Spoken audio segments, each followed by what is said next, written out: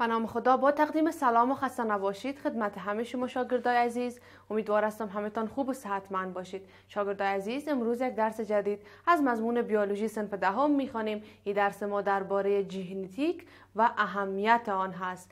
ژنتیک و اهمیت آن بحث اساسی این فصل هست. از اون جمله امروز ما درباره ژنتیک میخوانیم که شامل صفحه 54 و 55 کتاب بیولوژی صنف دهم هست. شاگرد عزیز، شما خوب دقت کنین تا اینکه همه موضوعات فصل جدید را یاد بگیرین. وقتی شروع فصل براتون ساده شود، دیگه همه درس های فصل را با بسیار خوبی میتونین یاد بگیرین. در فصل گذشته ما درباره مرکبات عضوی، درباره انواع مختلف مرکبات مثل شحمیات، مثل پروتین ها، قند ها خواندیم. با مواد مفیده‌ای که در غذا ما باید اخذ کنیم کدام ها هست. در کنار این سه گروپ مواد غذایی مفید و اساسی ویتامین ها، منرال ها و آب هم هست. درباره هر کدام به صورت جداگانه مطالعه کردیم. روز قبل هم درباره این بحث کردیم که ادویه و مواد مخدر بالای صحت چی ضرر داشته میتونه.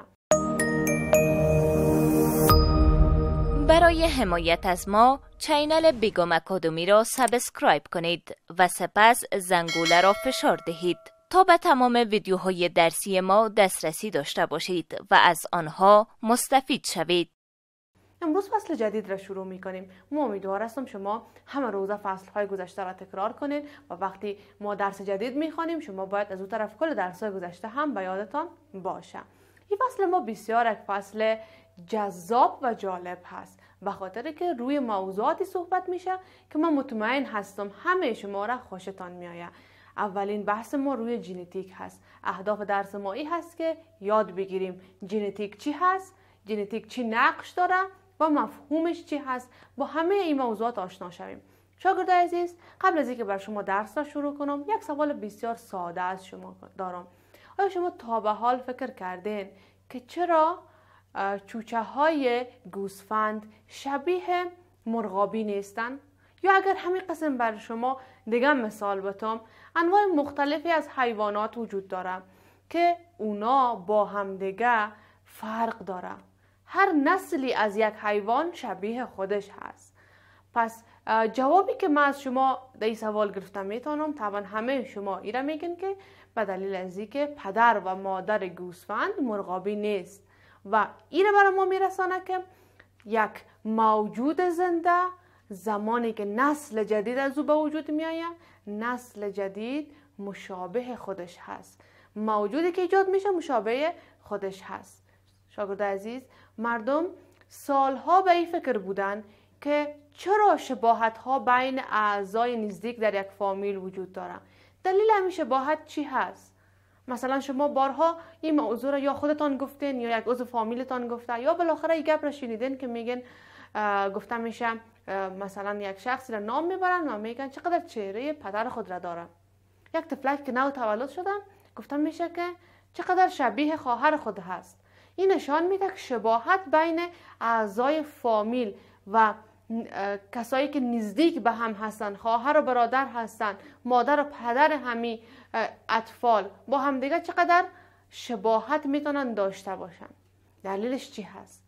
شاگرد عزیز، در این فصل ما در درس های مختلف روی همین موضوع بحث میکنیم و میفهمیم که چه قسم خواص به نسل جدید منتقل میشن. همین خواص را به نام خواص ارثی یاد میکنیم. شاگرد عزیز، پس اول از همه ژنتیک را تعریف میکنیم. خود ژنتیک یا علم وراثت درباره از این بحث میکنه که چگونه خواص از والدین به نوزاد انتقال پیدا میکنه.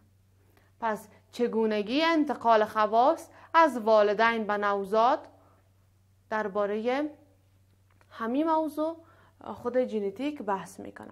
یا هم گفتم میتونیم که انتقال معلومات بیولوژیکی از یک حجره به حجره دیگه، از والد به نوزاد، از یک نسل به نسل دیگه عبارت از ژنتیک هست یا علم وراثت هست. پس شاگرد عزیز، ما هم باید امیر بفهمیم که چگونه همین حالت واقع میشه و از یک نسل به نسل دیگه صفات و خواص بیولوژیکی انتقال داده میشه. مشابهت ها و تفاوت هایی که بین اولاد و والدین وجود داره به دلیل مواد ارثی هست که از والدین به اونا منتقل شده و همین دلیل هست که در اونا بعضی از خواص مشابهی به وجود آمده. ما نام اینمی خاصیت ها را خواص ارثی میگذاریم. شاگردای عزیز، پس شما باید هم با خواص ارثی آشنا شوین و هم با چگونگی انتقال این خواص ارثی آشنا شوین. خب شاگردای عزیز، پس خود ژنتیک که ما دربارش بحث میکنیم یکی از شاخه های علم بیولوژی هست. علم بیولوژی خیلی وسیع هست. بیولوژی رو شما میفهمین که از موجود زنده بحث میکنه. علمی هست که درباره موجودات زنده و خواص موجودات زنده بحث میکنه. یک بخش از علم بیولوژی هم علمی هست که به نام ژنتیک یاد میکنیم. شاگردای عزیز، بسیار از موضوعات اصلی این علم را مردم میدانه و دانشمندا از این اصول استفاده میکنه و به اساس همین اصول و قوانین هست که ما میتونیم از هم مشابهت ها و عدم مشابهت ها را در دو موجود بفهمیم و پی ببریم که چرا این حالت واقع شده، چرا به وجود آمده. اول از همه در بحث ژنتیک ما درباره تاریخچه علم ژنتیک میخوانیم که تاریخ علم ژنتیک به کجا برمیگرده. شاگردای عزیز، انسان ها در حدود 10,000 سال قبل به پرورش و اهلی ساختن حیوانات و نباتات شروع کردند. خیلی زمان قبل، 10,000 سال قبل بود که کوشش کردن حیوانات را اهلی بسازن، نباتات را پرورش بدن و این کار از اون زمان مروج بود و شروع به همین حالت در اون زمان ایجاد شده بود. انواع مختلف از نباتات را کشت میکردن، حیواناتی را که وحشی بودن اونا را کوشش کردن اهلی بسازن و یک جمع کثیری از حیوانات اهلی حالا ما داریم و در کاتگوری های مختلف از حیوانات اهلی وجود داره. تمام اینا به دلیل پرورش یافتن و تربیه نسل حیوانات شد. در جریان قرنها خود بشر به خاطر به دست آوردن یک نسل بهتر نباتات و حیوانات کوشش کردن تا ای که تانستن تا جایی هم موفق باشن. شاگردای عزیز، قسمی که با تدریج انواع جدیدی که ایجاد شد بنابر نیازمندی های خود بشر بود. اگر بر شما یک مثال بتم، نبات گندم فیلی دارای دانه های بیشتر هست. یک تغییر ایجاد شد و کیفیت محصولات با یک تغییری مواجه شد. شاگردای عزیز، انواع گاو گوشتی و شیرده به وجود آمد و تمام اینا نشان میده که چقدر علم از اون زمان تا حال پیشرفت داشته و همچنان علم در تداوی امراض مورد استفاده قرار گرفت، در جلوگیری از امراض، در تولید دواها که فعلا از همین دواها هزاران نفر استفاده میکنه و جان اونا را نجات میده. این نشان میده که خود علم بیولوژی علم وسیع هست. ژنتیک هم یک بخش از بیولوژی در این راستا خیلی اهمیت زیادی داشته. گفتم میتونیم علم بیولوژی از قدیمی ترین علم های بشریت هست. بشر از زمانه های قدیم به علم بیولوژی توجه داشته و همیشه کوشش به این میکردن که یک موضوعی که به صحت و سلامت ارتباط داره را دربارش تحقیق کنن تا اینکه علم پیشرفت داشته باشه. و در حدود 1 قرن قبل بود که خود علم بیولوژی وارد یک مرحله جدید شد و این زمانی بود که ژنتیک به وجود آمد و ما نامش رو میگذاریم علم ژنتیک. خود علم ژنتیک یک انقلاب در علم بیولوژی و در همون زمان بود، به خاطر که روی موضوعات خیلی مهم و اساسی که فهمیدنش در اون زمان نیاز گفته میشد درباره از این موضوعات بحث کرد و به اون خاطر بود که خیلی مهم پنداشته شد. شاگردای عزیز، در قرن 18 یک عده از دانشمندان تلاش کردند که بفهمند نحو انتقال مشخصات ارثی از یک نسل به نسل دیگر چه قسم هست و همین موضوع را مورد بررسی قرار بدن. اما 2 دلیل مهم اونا به خاطر از این که بتانن به این هدف برسن نداشتن. 2 دلیل عمده وجود داشت. یکی بود که اونا انتخاب مشخصات مناسب را به پیش نگرفته بودن و موضوع دوم هم این بود که در اون زمان معلومات کافی در ریاضیات وجود نداشت. به همین دلیل بود که اونا نتونستن به یک نتیجه قطعی و درست دست بیابند. شاگردای عزیز، اما اولین بار یک شخصی به نام گریگور مندل، یک راهب اتریشی بود که برای اولین بار تانست درباره علم ژنتیک یک نظریه بده، تانست تجارب را انجام بده و او وقت گفتم میتونیم سال 1866 بود که قوانین و همو ایده ها و فکرهایی را که مندل داشت از اثر خود همی تجارب بود که او انجام میداد. آزمایش هایی را که مندل انجام میداد روی نباتی بود که به نام موشنگ یاد میشه. روی نبات موشنگ بود که او تجارب را انجام داد و درباره ژنتیک و علم وراثت نظریات خود را ارائه کرد.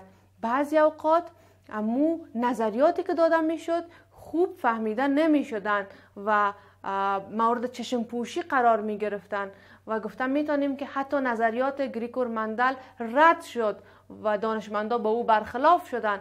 اما بعد از مرگ مندل گفتم میتونیم حتی 20 سال از مرگ همی دانشمند گذشته بود که نظریات او دوباره وقتی توسط دانشمندای دیگه مورد تجربه قرار گرفت، اونا به این نتیجه رسیدن که همه گفته های مندل درست بود. او زمان بود که یک راه باز شد به طرف علم ژنتیک و دانشمندا تشویق شدن تا ای که بیشتر تجربه انجام بدن، بیشتر در این قسمت آزمایشات را پیش ببرن تا ای که علم ژنتیک پیشرفت داشته باشه و اونا هم بتونن به نظریات بهتر دست بیابن. ژنتیک یک علمی هست که گفتم میتونیم یک علم جوان هست، یک علم در حال رشد هست و همه روزه درباره این موضوع معلومات بیشتر و قطعی‌تر به دست میآید. پس شاگردای عزیز، اولین بار در سال 1866 یک راهب اتریشی آمد و درباره قوانینی که مرتبط به انتقال خواص ارثی بود تحقیقات و آزمایشات را روی نبات موشنگ انجام داد. یک راهب اتریشی به نام گریگور مندل و نظریات او زمان رد شد. 20 سال بعد از مرگ از او بود که این نظریات قبول شد و گفته شد که یک راه باز شد تا ای که دیگه دانشمندا بیایند در این راستا کار کنند، زحمت بکشند، تجربه انجام بدن، آزمایشات مکرر انجام شد تا ای که علم ژنتیک به این اندازه‌ای که امروز پیشرفت کرده و ما معلومات کامل درباره همه موضوعات داریم به دست بیاید. شاگردای عزیز، همیشه وقتی روی یک موضوع اولین بار نظریه داده میشه، عده‌ای هستن که مخالفت میکنن چون یک موضوع نو هست و ثابت شده و تجربه شده نبوده.